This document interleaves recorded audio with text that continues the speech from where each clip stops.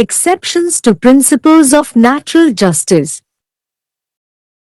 The principles of natural justice can be excluded either expressly or by necessary implication, subject to the provisions of Article 14 and 21 of the Constitution. During emergency. In India, it has been generally acknowledged that in cases of extreme urgency, where interest of the public would be jeopardized by the delay or publicity involved in a hearing before condemnation would not be required by natural justice, or in exceptional cases of emergency where prompt action, preventive or remedial, is needed, the requirement of notice and hearing may be obviated. Therefore, if the right to be heard will paralyze the process, the law will exclude it. No one can claim the right to be heard during the time of an emergency. The Emergency Power Act, 1934 authorized the government to make a regulation under the Act through which a person can be detained without any reason for the safety and security of the country. In Mohinder Singh Gill vs. CEC, 1978 SCA 3, 272 case, in Firozpur constituency parliamentary election counting was been going on. One candidate was having a very good lead, but before the declaration of the results, in mob violence in some segments ballot papers and boxes were being destroyed. The ECI acting under Article 324, 329 without giving any notice or hearing to the candidates cancelled the election and ordered for fresh election. The SC rejected the claim of notice and audi alteram partem and held that in case of emergency, audi alteram partem can be excluded. In Swadeshi Cotton Mills V, Union of India, AIR 1981 SC 818 case, the court held that the word immediate in Section 18-0 of the Industries, Development and Regulation Act cannot stand in the way of the application of the rules of natural justice. Statutory exclusion. A ground on which hearing may be excluded is that the action of the administrative in question is legislative and not administrative in character. In Charan Lal Sahu vs. UOI, 1990, 1 SCC 613, Bhopal gas disaster case, the constitutional validity of the Bhopal gas disaster Processing of Claims Act, 1985, which had authorized the central government to represent all the victims in matters of compensation award, had been challenged on the ground that because the central government owned 22% share in the Union Carbide Company and as such it was a joint tortfeasor and thus there was a conflict between the interests of the government and the victims. The court negated the contention and observed that even if the argument was correct, the doctrine of necessity would be applicable to the situation because if the government did not represent the whole class of gas victims, no other sovereign body could so represent, and thus the principles of natural justice were no attracted. Confidentiality. Exclusion of natural justice can also take place when confidentiality is demanded and is necessary to be maintained. In Malak Singh v. State of P&H, 1981, 1 SCC 420 case, the SC held that the maintenance of surveillance register by the police is a confidential document and neither the person whose name is entered in the register nor any other member of the public can have access to it. Furthermore, the court observed that observance of the principles of natural justice in such a situation may defeat the very purpose of surveillance and there is every possibility of the ends of justice being defeated instead of being served. Impracticability. Natural justice can be followed and applied when it is practicable to do so, but in a situation when it is impracticable to apply the principle of natural justice, then it can be excluded.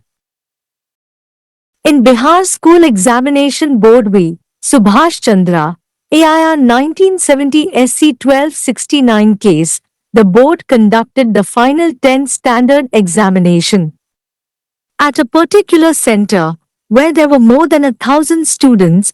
It was alleged to have mass copying. Even in evaluation, it was prima facie found that there was mass copying as most of the answers were the same and they received the same marks.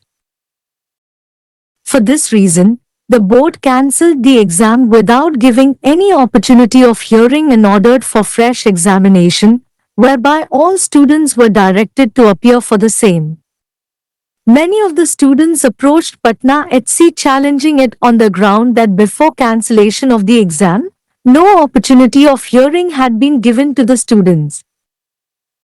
The HC struck down the decision of the board in violation of Audi Alteram Partem. The board, unsatisfied with the decision of the court, approached the SC.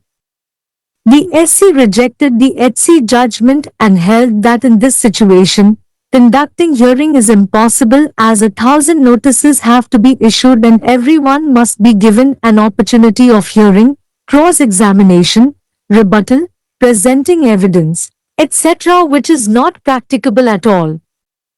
So, the SC held that on the ground of impracticability, hearing can be excluded. In R. Radhakrishnan v. Osmania University, where the entire MBA entrance examination was cancelled by the university because of mass copying, the court held that notice and hearing to all candidates is not possible in such a situation, which had assumed national proportions. Thus, the court sanctified the exclusion of the rules of natural justice on the ground of administrative impracticability. Legislative actions. When the lawmaking body itself propounds that this principle will not be applicable in the said statute, then this principle is not applicable in the cases which will come under the particular statute. In Charan Lal Sahu vs. UOI, 1990, 1 SCC 613 case, the constitutional validity of the Bhopal Gas Disaster Processing of Claims Act 1985 was involved. This legislation provides for details of how to determine claims and pay them. The affected parties approached the SC and contended that no hearing was provided to them and it was violative of Audi Alteram Partem. The SC held, for legislation by Parliament no principle of natural justice is attracted, provided such legislation is within the competence of the legislature. Academic evaluation. Where the nature of authority is purely academic, then no right of hearing can be claimed. The academic administration can take any action towards the students or the staff members if they feel that things are not working properly inside the institution. And it cannot be challenged until and unless the contrary is proved. In Jawaharlal Nehru University v. B.S. Narwal, 1980, 4 SCC 480 case, B.S. Narwal, a student of JNU was removed from the rolls for unsatisfactory academic performances without being given any pre-decisional hearing. The Supreme Court held that the very nature of academic adjudication appears to negative any right of an opportunity to be heard. Therefore, if the competent academic authorities examine and assess the work of a student over a period of time and declare his work unsatisfactory, the rules of natural justice may be excluded. The Supreme Court held the suspension valid. In Karnataka Public Service Commission v. B. M. Vaidya Shankar, AIR 1992 SC 952 case, where a candidate appearing for a civil service examination wrote her number, not only on the first page of the answer book but also on all the pages of the answer book contrary to the specific instructions given to candidates, which are also printed on the first page of the answer book. The court held that the Public Service Commission is justified in not evaluating her answer book. No hearing was required to be given to such a candidate. In Board of High School v. Kumari Chitra Srivastava, AIR 1970 SC 1039 case, where student was not allowed to appear at an examination on the ground of shortage of attendance. The court set aside the order on the ground that no notice was given to her before taking action in the matter. The court brushed aside the board's argument that no useful purpose would have been served. Contractual arrangement. In case of termination arrangement in contract, principle of natural justice are not applicable. In State of Gujarat v. MP Shah Charitable Trust, 1994 SCC 3, 552 case, the Supreme Court held the principles of natural justice are not attracted in case of termination of an arrangement in any contractual field. Termination of an arrangement agreement is neither a quasi-judicial nor an administrative act, so that the duty to act judicially is not attracted. Interdisciplinary action. In interdisciplinary action like suspension etc., there is no requirement to follow the principle of natural justice.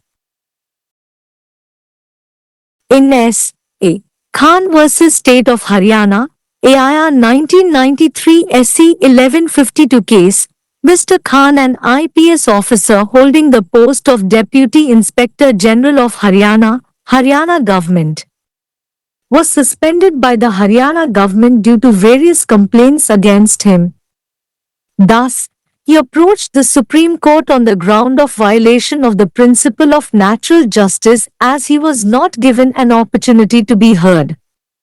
The SC held that the suspension being interim disciplinary action, there is no requirement to afford hearing.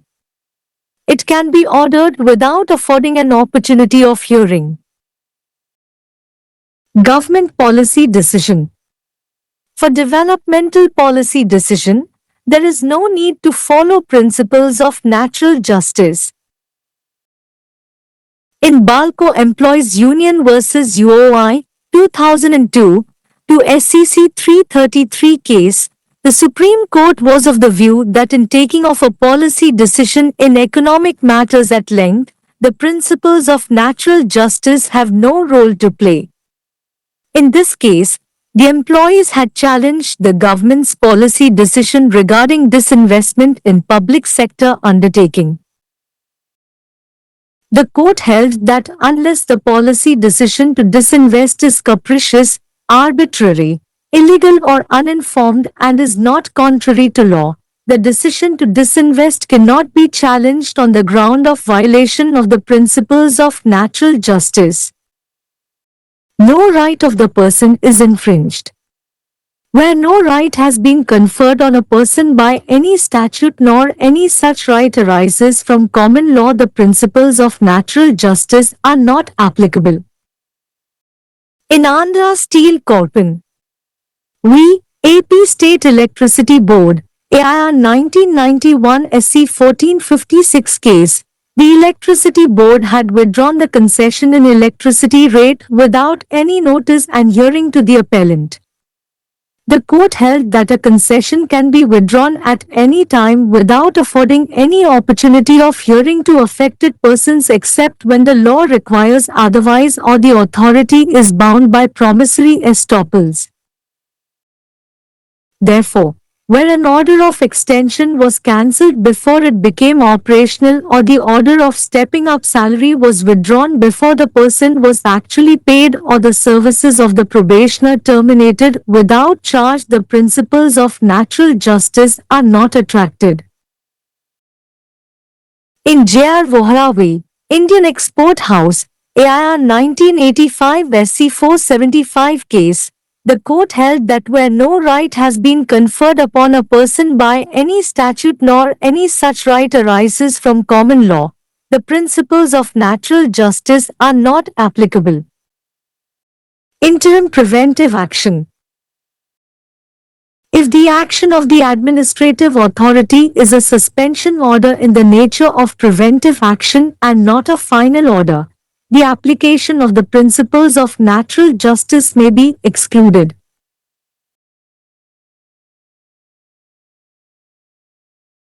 In Abhay Kumar V.K. Srinivasan, AIR 1981 Delhi 381 case, the institution passed an order debarring the student from entering the premises of the institution and attending classes till the pendency of a criminal case against him for stabbing a co-student.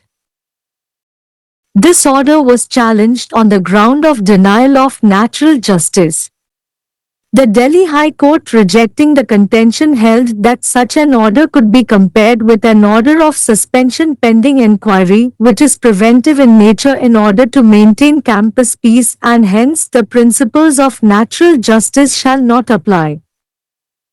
Public interest. Any act or thing done against the interest of the general public will be held void ab initio. As being a democratic country, the laws are made for the benefit of the public.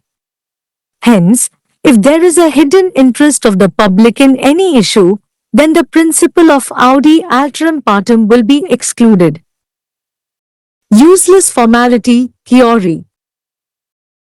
Useless formality is yet another exception to the application of the principles of natural justice, where on the admitted or undisputed facts only one conclusion is possible and under the law only one penalty is permissible. The court may not insist on the observance of the principles of natural justice because it would be futile to order its observance. Therefore, where the result would not be different, and it is demonstrable beyond doubt, order of compliance with the principles of natural justice will not be justified. In Aligarh Muslim University v. Mansur Ali Khan, AIR 2000 SC 2783 case, a rule provided that if an employee remained absent without permission for a particular period of time, it would result in automatic termination of his employment. As Mansur remained absent for more than 5 years without permission, his post was deemed to have been vacated. Mansur challenged this on the ground that the rules of natural justice were violated, as he was not given an opportunity to be heard before the post was declared to be vacant. The Supreme Court rejected the argument and held that there was no prejudice to Mansur in the facts of the case. If Mansur had been heard, it would not have made any difference. இயற்கை நீதிக்கான கொள்கைகளுக்கு விதிவிலக்குகள். அரசியலமைப்பு சட்டத்தின் பிரிவு 14 மற்றும் 21 இன் விதிகளுக்கு உட்பட்டு இயற்கை நீதிக்கான கொள்கைகளை வெளிப்படையாகவோ அல்லது தேவையான உட்குறிப்பு மூலமாகவோ விளக்கலாம். அவசர நிலையின் போது இந்தியாவில் விசாரணையில் ஏற்படும் தாமதம் அல்லது விளம்பரத்தால் பொதுமக்களின் நலன் பாதிக்கப்படும் தீவிர அவசர வழக்குகளில் கண்டனத்திற்கு முன் விசாரணை இயற்கை நீதியால் தேவையில்லை அல்லது உடனடி நடவடிக்கை, தடுப்பு அல்லது தீர்வு தேவைப்படும் விதிவிலக்கான அவசர வழக்குகளில் அறிவிப்பு மற்றும் விசாரணையின் தேவை தவிர்க்கப்படலாம் என்பது பொதுவாக ஒப்புக்கொள்ளப்பட்டுள்ளது. எனவே, கேட்கும் உரிமை செயல்முறையை முடக்கினால் சட்டம் அதை விலக்கும். அவசர நிலையின் போது கேட்கும் உரிமையை யாரும் கோர முடியாது. அவசரகால அதிகாரச் சட்டம் 1934 சட்டத்தின் கீழ் ஒரு ஒழுங்குமுறையை உருவாக்க அரசாங்கத்திற்கு அங்கீகாரம் அளித்தது. இதன் மூலம் நாட்டின் பாதுகாப்பு மற்றும் பாதுகாப்பிற்காக எந்த காரணமும் இல்லாமல் ஒருவரை காவலில் வைக்க முடியும். Mohinder Singh Gill vs. CEC 1978 SCR 3-272 வழக்கில் ஃபிரோஸ்பூர் தொகுதி நாடாளுமன்ற தேர்தல் வாக்கு எண்ணிக்கை நடந்து கொண்டிருந்தது. ஒரு வேட்பாளர் மிகச் சிறந்த முன்னிலை வகித்தார். ஆனால் முடிவுகள் அறிவிக்கப்படுவதற்கு முன்பு சில பகுதிகளில் கும்பல் வன்முறையில் வாக்குச்சீட்டுகள் மற்றும் பெட்டிகள் அழிக்கப்பட்டன. வேட்பாளர்களுக்கு எந்த அறிவிப்பும் அல்லது விசாரணையும் வழங்காமல் பிரிவு 324, 329 இன் கீழ் செயல்படும் இசிஐ தேர்தலை ரத்து செய்து புதிய தேர்தலுக்கு உத்தரவிட்டது. எஸ்சி அறிவிப்பு மற்றும் ஆடி ஆல்டராம் பார்ட்டம் கோரிக்கையை நிராகரித்தது மற்றும் அவசர காலத்தில் ஆடி ஆல்டராம் பார்ட்டம் விலக்கப்படலாம் என்று தீர்ப்பளித்தது. சுதேசி பருத்தி ஆலைகள் இந்திய ஒன்றியம் ஏஐஆர் 1981 எஸ்சி 818 வழக்கில் தொழில்கள் வளர்ச்சி மற்றும் ஒழுங்குமுறை சட்டத்தின் பிரிவு 18-இல் உள்ள உடனடி என்ற வார்த்தை இயற்கை நீதி விதிகளை பயன்படுத்துவதில் தலையிட முடியாது என்று நீதிமன்றம் தீர்ப்பளித்தது. சட்டப்பூர்வ விலக்கு. விசாரணை விலக்கப்படக்கூடிய ஒரு காரணம் கேள்விக்குரிய நிர்வாகத்தின் நடவடிக்கை சட்டப்பூர்வமானது மற்றும் நிர்வாக தன்மை கொண்டது அல்ல. சரண்லால் Sahoo vs. UI 1990 1 ACC 613 Bhopal எரிவாயு பேரிடர் வழக்கு இல் இழப்பீட்டுத் தொகை வழங்கல் விஷயங்களில் அனைத்து பாதிக்கப்பட்டவர்களையும் பிரதிநிதித்துவப்படுத்த மத்திய அரசுக்கு அங்கீகாரம் அளித்த போபால் எரிவாயு பேரிடர் உரிமைகோரல்களை செயல்படுத்துதல் சட்டம் 1985 இன் அரசியலமைப்பு செல்லுபடியாகும் தன்மை. யூனியன் கார்பைடு நிறுவனத்தில் மத்திய அரசு 22% பங்கை வைத்திருந்ததாலும் அது ஒரு கூட்டு டார்ஃபீசர் என்பதாலும் இதனால் அரசாங்கத்திற்கும் பாதிக்கப்பட்டவர்களுக்கும் இடையே மோதல் ஏற்பட்டதாலும் சவால் செய்யப்பட்டது.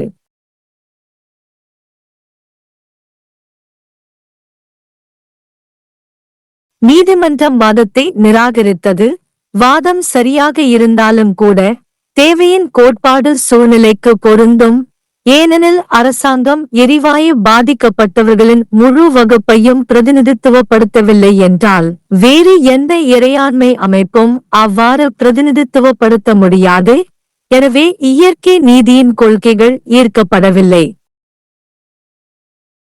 இரகசியத்தன்மை.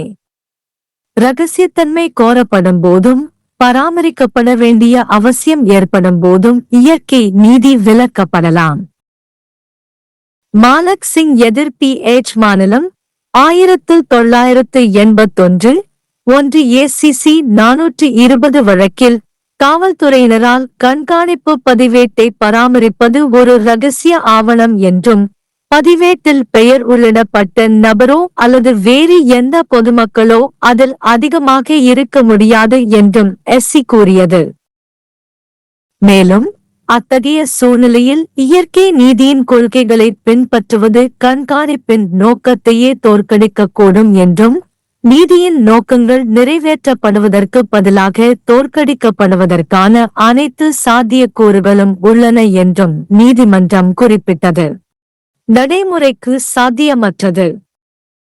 இயற்கை நீதியே நடைமுறைக்கு சாத்தியமில்லாத போது பின்பற்றலாம் மற்றும் பயன்படுத்தலாம்.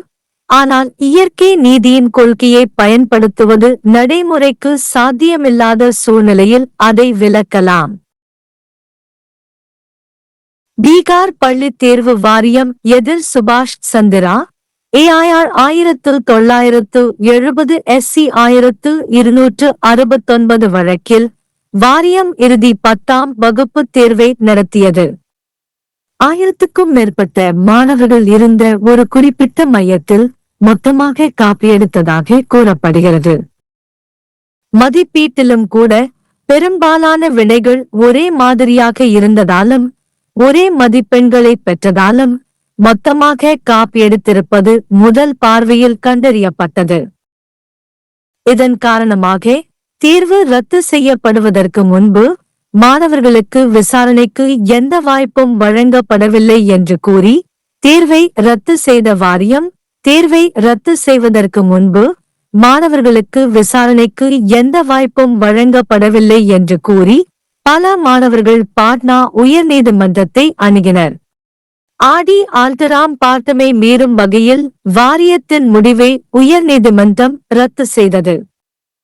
நீதிமன்றத்தின் முடிவில் திருப்தி அடையாத வாரியம் உச்சநீதிமன்றத்தை அணுகியது.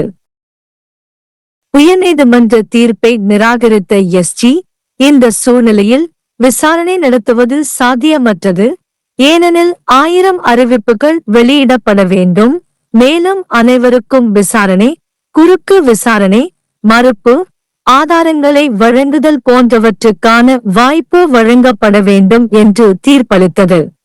இது நடைமுறைக்கு சாத்தியமற்றது. எனவே நடைமுறைக்கு சாத்தியமற்றது என்ற அடிப்படையில் விசாரணையை விலக்க முடியும் என்று எஸ்ஜி கூறியது. ஆர். ராதாகிருஷ்ணன் வி. உஸ்மானியா பல்கலைக்கழகத்தில் மொத்த MBA நுழைவுத் தேர்வையும் பெருமளவில் காப்பியெடுத்ததால் பல்கலைக்கழகம் ரத்து செய்த நிலையில் அனைத்து வேட்பாளர்களுக்கும் அறிவிப்பு மற்றும் விசாரணை சாத்தியமில்லை என்று நீதிமன்றம் தீர்ப்பளித்தது. இது தேசிய அளவில் ஏற்றுக்கொள்ளப்பட்டது. இதனால் நிர்வாக நடைமுறைக்கு சாத்தியமற்ற தன்மை காரணமாக இயற்கை நீதி விதிகளை விலக்குவதை நீதிமன்றம் புனிதப்படுத்தியது. சட்டமன்ற நடவடிக்கைகள். சட்டத்தை உருவாக்கும் அமைப்பே இந்த கொள்கை இந்த சட்டத்தில் பொருந்தாது என்று கூறும்போது, குறிப்பிட்ட சட்டத்தின் கீழ் வரும் வழக்குகளில் இந்த கொள்கை பொருந்தாது. சரண்லால் சாஹூ vs. UI 1990 1 ACC 613 வழக்கில் போபால் எரிவாயு பேரிடர் உரிமைகோரல்களை செயலாக்குதல் சட்டம் 1985 இன் அரசியலமைப்பு செல்லுபடியாகும் தன்மை சம்பந்தப்பட்டது. இந்த சட்டம் கோரிக்கைகளை எவ்வாறு தீர்மானிப்பது மற்றும் அவற்றை எவ்வாறு செலுத்துவது என்பது குறித்த விவரங்களை வழங்குகிறது. பாதிக்கப்பட்ட தரப்பினர் உச்சநீதிமன்றத்தை அணுகி தங்களுக்கு எந்த விசாரணையும் வழங்கப்படவில்லை என்றும் அது ஆடி ஆல்டராம் பார்ட்டமை மீறுவதாகவும் வாதிட்டனர். பாராளுமன்றத்தின் சட்டமியற்றுதலுக்கு இயற்கை நீதியின் எந்த கொள்கையும் பொருந்தாது, அத்தகைய சட்டம் சட்டமன்றத்தின் திறனுக்குள் இருந்தால் யூட் என்று உச்சநீதிமன்றம் கூறியது. கல்வி மதிப்பீடு. அதிகாரத்தின் தன்மை முற்றிலும் கல்வி சார்ந்ததாக இருந்தால் விசாரணை உரிமையே கோர முடியாது. கல்வி நிர்வாகம் மாணவர்கள் அல்லது ஊழியர்கள் நிறுவனத்திற்குள் விஷயங்கள் சரியாக வேலை செய்யவில்லை என்று உணர்ந்தால் அவர்கள் மீது எந்த நடவடிக்கையும் எடுக்கலாம். மேலும் அதற்கு நேர்மாறாக நிரூபிக்கப்படும் வரை அதை சவால் செய்ய முடியாது. ஜவஹர்லால் நேரு பல்கலைக்கழகம் எதிர்ப்பு எஸ். நர்வால் 1980 4 ACC 480 வழக்கில் ஜேஹித் என்பூதி மாணவர் எஸ். நர்வால் எந்தவொரு முன்கூட்டிய விசாரணையும் வழங்கப்படாமல் திருப்தியற்ற கல்வி செயல்திறன் காரணமாக பட்டியலில் இருந்து நீக்கப்பட்டார். கல்வி தீர்ப்பின் தன்மையே கேட்க வாய்ப்பின் எந்த ஒரு உரிமையையும் எதிர்மறையாக தோன்றுகிறது என்று உச்ச நீதிமன்றம் தீர்ப்பளித்தது. எனவே திறமையான கல்வி அதிகாரிகள் ஒரு மாணவரின் பணியை ஒரு குறிப்பிட்ட காலத்திற்கு ஆராய்ந்து மதிப்பீடு செய்து அவரது பணி திருப்தியற்றது என்று அறிவித்தால் இயற்கை நீதி விதிகள் விலக்கப்படலாம். உச்சநீதிமன்றம் இடைநீக்கம் செல்லுபடியாகும் என்று தீர்ப்பளித்தது. கர்நாடக பொது சேவை ஆணையம் எதிர்ப்பு எம்.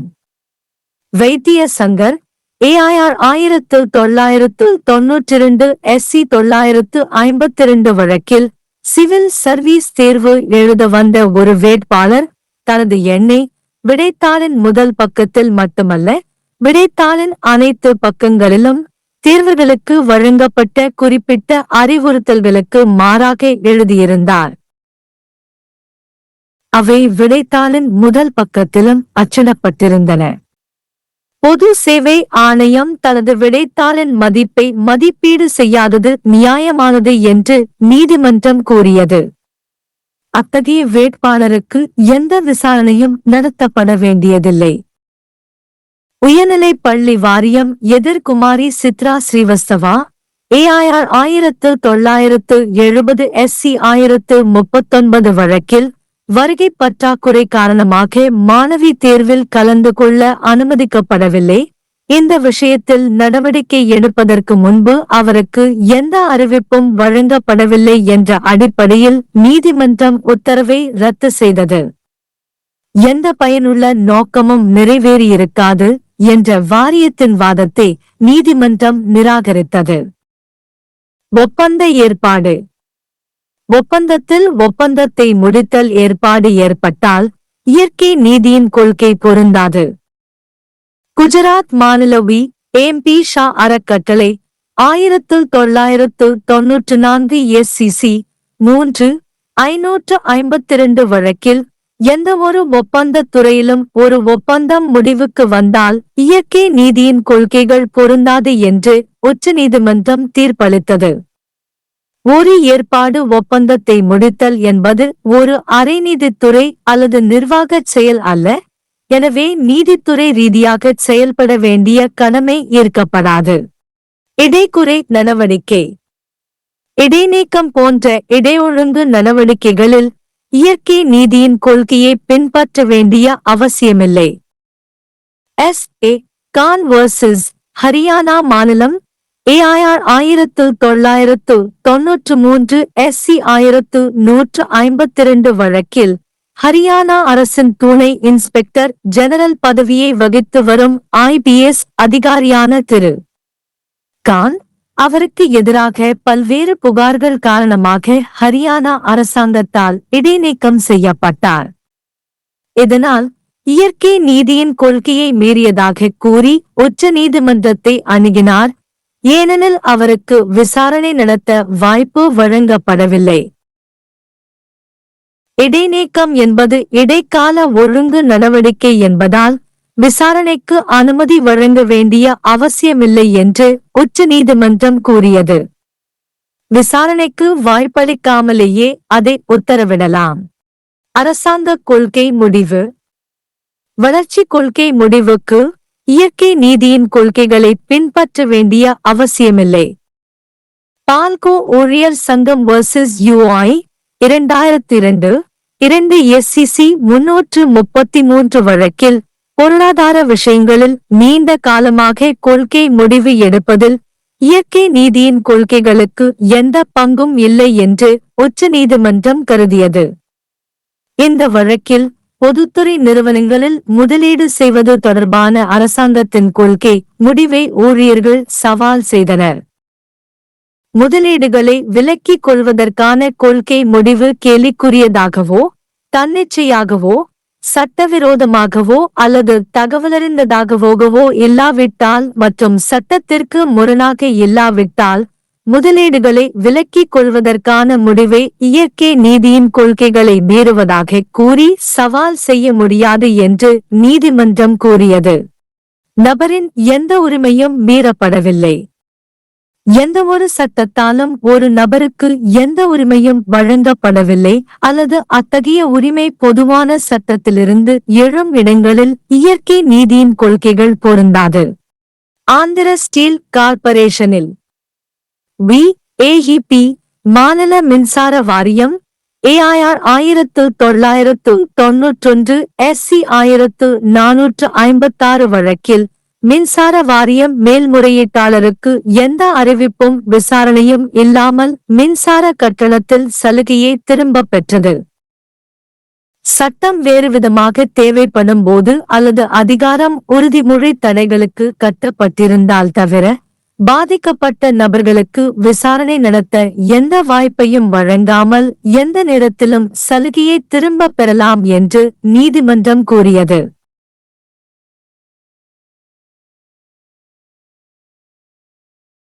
எனவே நீட்டிப்பு உத்தரவு செயல்பாட்டுக்கு வருவதற்கு முன்பு ரத்து செய்யப்பட்டாலோ அல்லது நபருக்கு உண்மையில் ஊதியம் வழங்கப்படுவதற்கு முன்பு சம்பளத்தை உயர்த்தும் உத்தரவு திரும்பப் பெறப்பட்டாலோ அல்லது கட்டணம் இல்லாமல் தகுதிகாண் பணியாளரின் சேவைகள் பணிநீக்கம் செய்யப்பட்டாலோ இயற்கை நீதியின் கொள்கைகள் ஏற்கப்படாது. ஜேயுசா Vohra vs. Indian export house AIR 1985 SC 475 வழக்கில் எந்த ஒரு சட்டத்தாலும் ஒரு நபருக்கு எந்த உரிமையும் வழங்கப்படவில்லை அல்லது அத்தகைய உரிமை பொதுவான சட்டத்திலிருந்து எழும் இடங்களில் இயற்கை நீதியின் கொள்கைகள் பொருந்தாது என்று நீதிமன்றம் தீர்ப்பளித்தது. இடைக்கால தடுப்பு நடவடிக்கை. நிர்வாக அதிகாரியின் நடவடிக்கை இறுதி உத்தரவு அல்லாமல் தடுப்பு நடவடிக்கையின் தன்மையில் இடைநீக்க உத்தரவாக இருந்தால் இயற்கை நீதியின் கொள்கைகளின் பயன்பாடு விலக்கப்படலாம். அபய் குமார் வி.கே. ஸ்ரீனிவாசன், ஏஐஆர் 1981 டெல்லி 381 வழக்கில் சக மாணவரை கத்தியால் குத்தியதற்காக அவர் மீது கிரிமினல் வழக்கு நிலுவையில் இருக்கும் வரை மாணவர் நிறுவன வளாகத்திற்குள் நுழைவதையும் வகுப்புகளுக்கு செல்வதையும் தடை செய்யும் உத்தரவை நிறுவனம் பிறப்பித்தது. இயற்கை நீதி மறுப்பு அடிப்படையில் இந்த உத்தரவு சவால் செய்யப்பட்டது. இந்த வாதத்தை நிராகரித்த டெல்லி உயர் நீதிமன்றம் அத்தகைய உத்தரவை விசாரணை நிலுவையில் உள்ள இடைநீக்க உத்தரவுடன் ஒப்பிடலாம். இது வளாக அமைதியை பேணுவதற்காக இயற்கையில் தடுப்பு நடவடிக்கையாகும். எனவே இயற்கை நீதியின் கொள்கைகள் பொருந்தாது என்று கூறியது. பொது நலன். பொது மக்களின் நலனுக்கு எதிராக செய்யப்படும் எந்த ஒரு செயலும் அல்லது விஷயமும் ஆரம்பத்தில் இருந்தே செல்லாது. ஒரு ஜனநாயக நாடாக சட்டங்கள் பொதுமக்களின் நலனுக்காகவே இயற்றப்படுகின்றன. எனவே எந்த ஒரு பிரச்சனையிலும் பொதுமக்களின் மறைக்கப்பட்ட ஆர்வம் இருந்தால் ஆல்திரம் பார்டமின் கொள்கை விலக்கப்படும். பயனற்ற சம்பிரதாயம் கோட்பாடு. பயனற்ற சம்பிரதாயம் என்பது இயற்கை நீதியின் கொள்கைகளை பயன்படுத்துவதற்கு மற்றொரு விதிவிலக்காகும். ஒப்புக்கொள்ளப்பட்ட அல்லது மறுக்கப்படாத உண்மைகள் குறித்து ஒரே ஒரு முடிவு மட்டுமே சாத்தியம் மற்றும் சட்டத்தின் கீழ் ஒரே ஒரு தண்டனை மட்டுமே அனுமதிக்கப்படும் இடங்களில் நீதிமன்றம் இயற்கை நீதியின் கொள்கைகளை கடைபிடிக்க வலியுறுத்தக்கூடாது, ஏனெனில் அதை கடைபிடிக்க உத்தரவிடுவது பயனற்றது. எனவே முடிவு வேறுபட்டதாக இல்லாத போதும் சந்தேகத்திற்கு இடமின்றி நிரூபிக்கக்கூடியதாகவும் இருந்தால் இயற்கை நீதியின் கொள்கைகளுக்கு இணங்குவதற்கான உத்தரவு நியாயப்படுத்தப்படாது. அலிகார் முஸ்லிம் பல்கலைக்கழகம் v. Mansoor Ali Khan, AIR 2000 SC 2783 வழக்கில் ஒரு ஊழியர் ஒரு குறிப்பிட்ட காலத்திற்கு அனுமதியின்றி இல்லாவிட்டால் அது அவரது வேலையை தானாகவே நிறுத்த வழிவகுக்கும் என்று ஒரு விதி வழங்கியது. மன்சூர் 5 ஆண்டுகளுக்கும் மேலாக அனுமதியின்றி இல்லாவிட்டால் அவரது பதவி காலியாகிவிட்டதாக கருதப்பட்டது.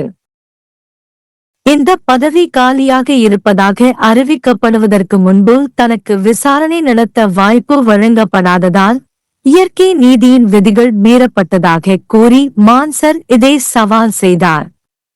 உச்ச நீதிமன்றம் இந்த வாதத்தை நிராகரித்து வழக்கின் உண்மைகளில் மான்சருக்கு எந்த பாரபட்சமும் இல்லை என்று கூறியது. மான்சரின் விசாரணை முடிந்திருந்தால் அது எந்த மாற்றத்தையும் ஏற்படுத்தியிருக்காது. प्राकृतिक न्याय के सिद्धांतों के अपवाद। प्राकृतिक न्याय के सिद्धांतों को संविधान के अनुच्छेद 14 और 21 के प्रावधानों के अधीन स्पष्ट रूप से या आवश्यक निहितार्थ द्वारा बहिष्कृत किया जा सकता है। आपातकाल के दौरान भारत में यह आम तौर पर स्वीकार किया गया है कि अत्यधिक तात्कालिकता के मामलों में जहां सुनवाई में देरी या प्रचार से जनता का हित खतरे में पड़ सकता है, प्राकृतिक न्याय द्वारा निंदा से पहले सुनवाई की आवश्यकता नहीं होगी या आपातकालीन मामलों के असाधारण मामलों में जहां त्वरित कार्रवाई, निवारक या उपचारात्मक की आवश्यकता है, नोटिस और सुनवाई की आवश्यकता को समाप्त किया जा सकता है। इसलिए यदि सुनवाई का अधिकार प्रक्रिया को पंगु बना देगा तो कानून इसे बहिष्कृत कर देगा। आपातकाल के समय कोई भी व्यक्ति सुनवाई के अधिकार का दावा नहीं कर सकता। आपातकालीन शक्ति अधिनियम 1934 ने सरकार को अधिनियम के तहत एक विनियमन बनाने के लिए अधिकृत किया जिसके माध्यम से देश की सुरक्षा और सुरक्षा के लिए किसी व्यक्ति को बिना किसी कारण के हिरासत में लिया जा सकता है। मोहिंदर सिंह गिल बनाम सीईसी 1978 SCR 3-272 मामले में फिरोजपुर संसदीय क्षेत्र में संसदीय चुनाव की मतगणना चल रही थी। एक उम्मीदवार बहुत अच्छी बढ़त बनाए हुए था, लेकिन परिणाम घोषित होने से पहले भीड़ द्वारा हिंसा के कारण कुछ क्षेत्रों में मतपत्र और बक्से नष्ट हो गए। ईसीआई ने अनुच्छेद 324, 329 के तहत कार्य करते हुए उम्मीदवारों को कोई नोटिस या सुनवाई दिए बिना चुनाव रद्द कर दिया और नए सिरे से चुनाव कराने का आदेश दिया। सुप्रीम कोर्ट ने नोटिस और ऑडी अल्टरम पार्टम के दावे को खारिज कर दिया और कहा कि आपात स्थिति में ऑडी अल्टरम पार्टम को बाहर रखा जा सकता है। स्वदेशी कॉटन मिल्स बनाम भारत संघ AIR 1981 SC 818 मामले में अदालत ने माना कि उद्योग विकास और विनियमन अधिनियम की धारा 18A में तत्काल शब्द प्राकृतिक न्याय के नियमों के आवेदन के रास्ते में नहीं आ सकता है। वैधानिक बहिष्करण एक आधार जिस पर सुनवाई को बहिष्कृत किया जा सकता है वह यह है कि संबंधित प्रशासनिक की कार्रवाई विधायी है, न कि प्रशासनिक प्रकृति की। चरण लाल साहू बनाम UI 1990 एक SCC 613 भोपाल गैस आपदा मामला में भोपाल गैस आपदा दावों का प्रसंस्करण अधिनियम 1985 की संवैधानिक वैधता, जिसने केंद्र सरकार को मुआवजा पुरस्कार के मामलों में सभी पीड़ितों का प्रतिनिधित्व करने के लिए अधिकृत किया था, को इस आधार पर चुनौती दी गई थी कि चूंकि केंद्र सरकार यूनियन कार्बाइड कंपनी में 22% शेयर की मालिक थी और इस तरह वह एक संयुक्त अपकारकर्ता थी और इस प्रकार सरकार और पीड़ितों के हितों के बीच टकराव था। न्यायालय ने इस तर्क को नकार दिया और कहा कि भले ही तर्क सही हो, आवश्यकता का सिद्धांत स्थिति पर लागू होगा क्योंकि यदि सरकार गैस पीड़ितों के पूरे वर्ग का प्रतिनिधित्व नहीं करती है तो कोई अन्य संप्रभु निकाय ऐसा प्रतिनिधित्व नहीं कर सकता है और इस प्रकार प्राकृतिक न्याय के सिद्धांत आकर्षित नहीं होते हैं।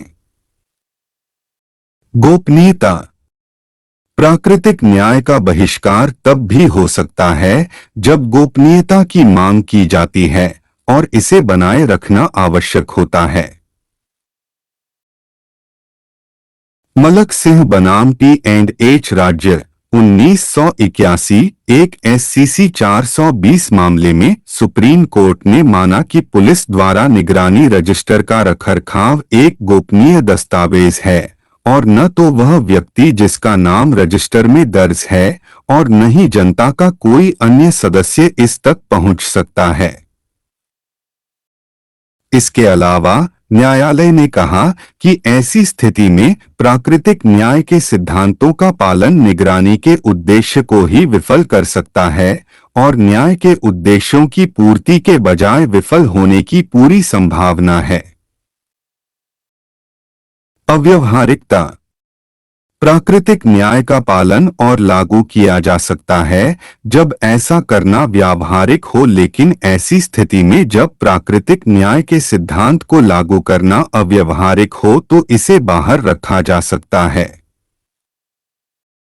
बिहार विद्यालय परीक्षा बोर्ड बनाम सुभाष चंद्र AIR 1970 SC 1269 मामले में बोर्ड ने अंतिम 10वीं कक्षा की परीक्षा आयोजित की। एक विशेष केंद्र पर जहां 1000 से अधिक छात्र थे, सामूहिक नकल का आरोप लगाया गया था।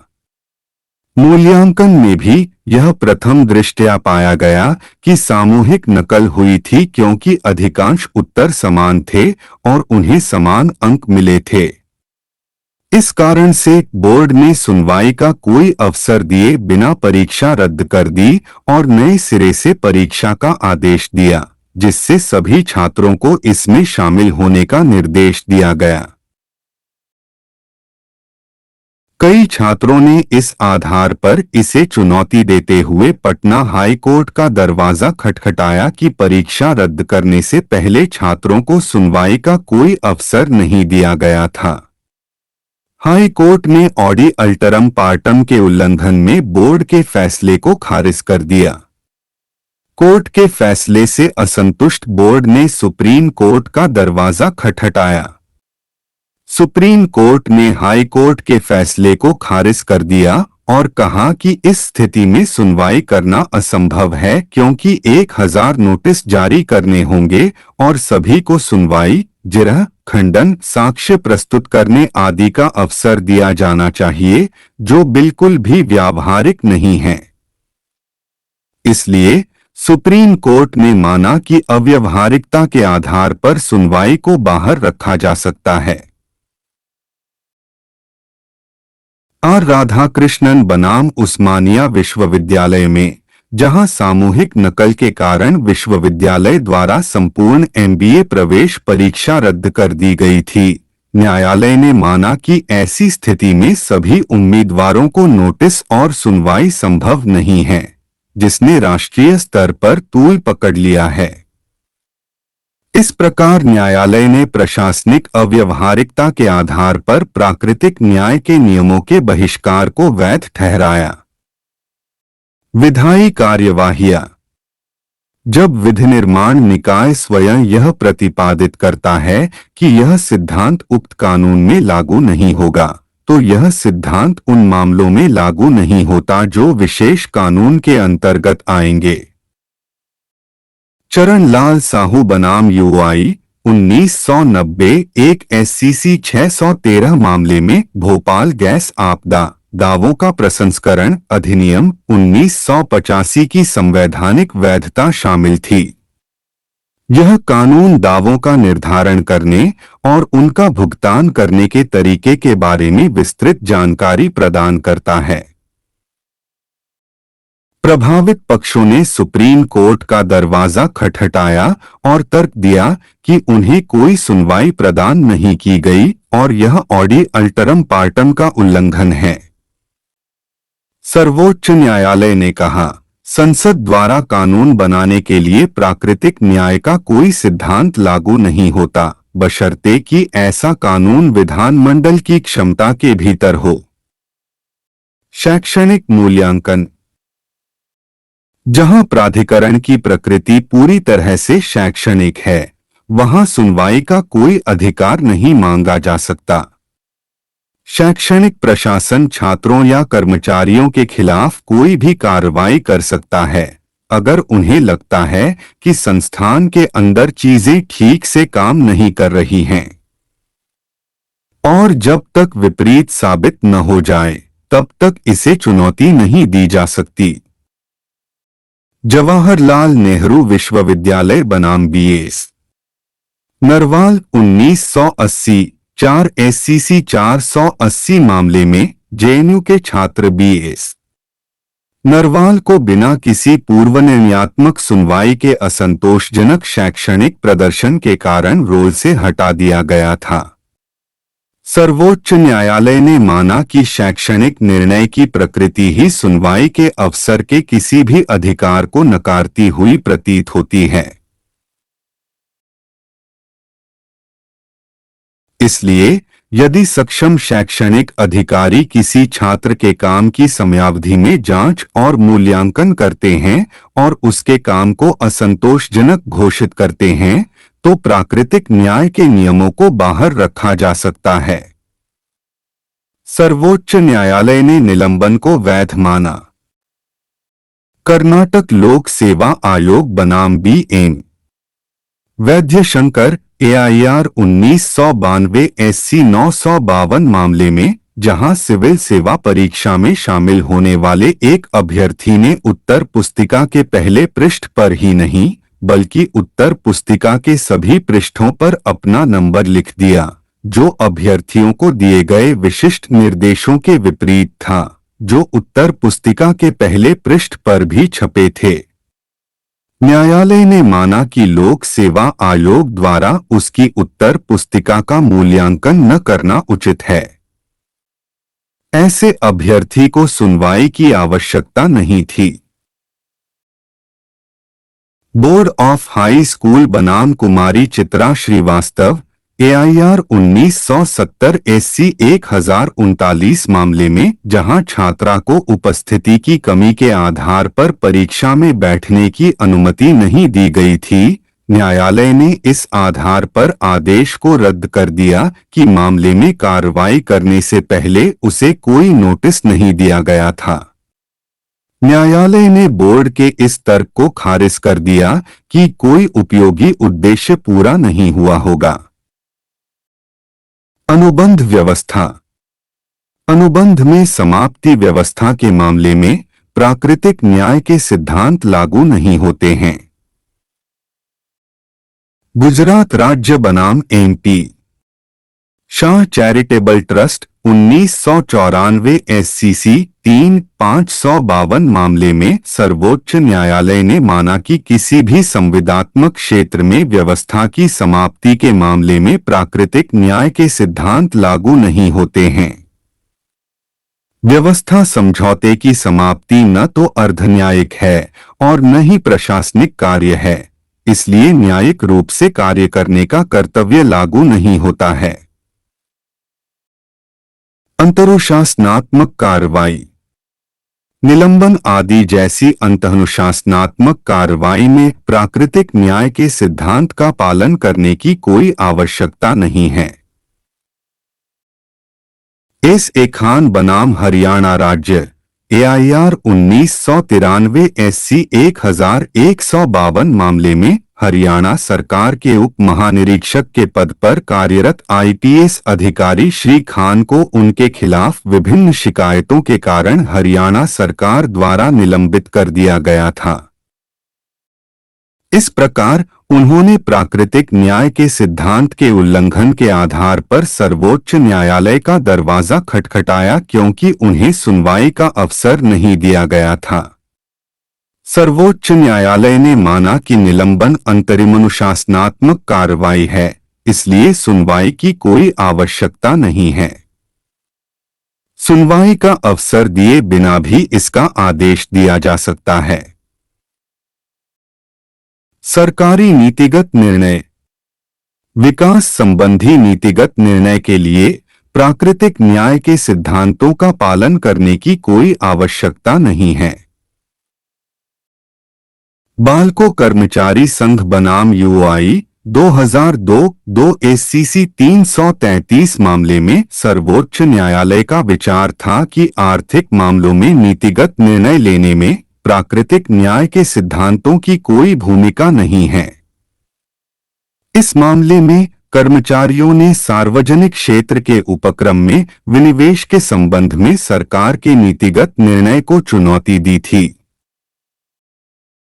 न्यायालय ने माना कि जब तक विनिवेश का नीतिगत निर्णय मनमाना, अवैध या बिना सूचना के न हो और कानून के विपरीत न हो, तब तक विनिवेश के निर्णय को प्राकृतिक न्याय के सिद्धांतों के उल्लंघन के आधार पर चुनौती नहीं दी जा सकती।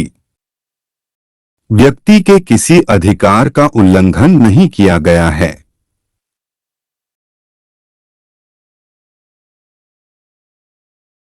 जहां किसी व्यक्ति को किसी कानून द्वारा कोई अधिकार प्रदान नहीं किया गया है और न ही ऐसा कोई अधिकार सामान्य कानून से उत्पन्न होता है, वहां प्राकृतिक न्याय के सिद्धांत लागू नहीं होते हैं। Andhra steel corporation VAP। State electricity board AIR 1991 SC 1456 मामले में इलेक्ट्रिसिटी बोर्ड ने अपीलकर्ता को कोई नोटिस दिए बिना और सुनवाई किए बिना बिजली दर में रियायत वापस ले ली थी। न्यायालय ने माना कि किसी रियायत को प्रभावित व्यक्तियों को सुनवाई का कोई अवसर दिए बिना किसी भी समय वापस लिया जा सकता है, सिवाय इसके कि जब कानून अन्यथा अपेक्षित हो या प्राधिकरण वचनबद्ध रोक से बंधा हो।